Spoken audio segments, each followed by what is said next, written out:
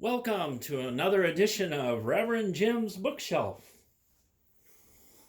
Hello, I'm the Reverend Jim Blair, pastor of the Exeter, New Hampshire United Methodist Church, and this is my bookshelf. Now you can see there's a lot more than just books on my shelf, but there are some books as well. One of my favorite books I want to share with you is a book by Robert McAfee Brown called The Bible Speaks to You. Let me read to you a page from chapter 1. The Bible not only tells how God sought his people in the past, it is also a means by which he seeks us out today. It is not just part of the dead past, it is also part of the living present. We cannot read it without a sense of being involved. For the experiences of the biblical characters are basically our experiences.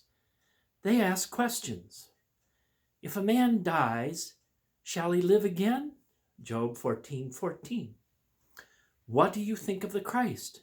Matthew 22, verse 42. Who are you, Lord? Acts 9, verse 5. What shall I do, Lord?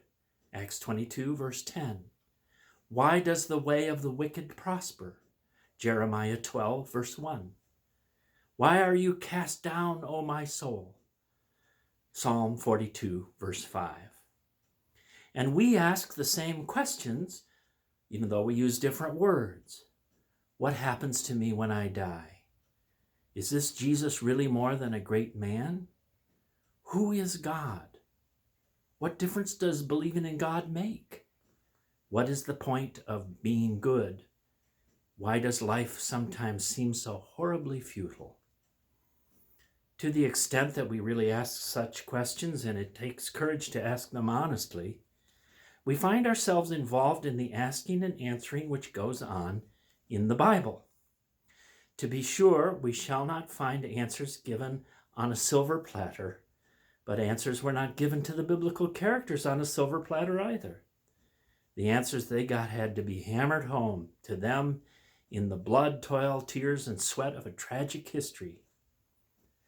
They were not spun out in a philosopher's study or even in a Sunday school classroom. They emerged from the rough and tumble of life.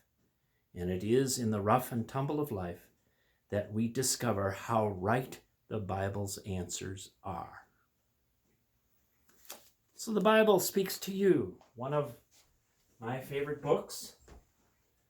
But an even more favorite book, of course, is the Bible itself.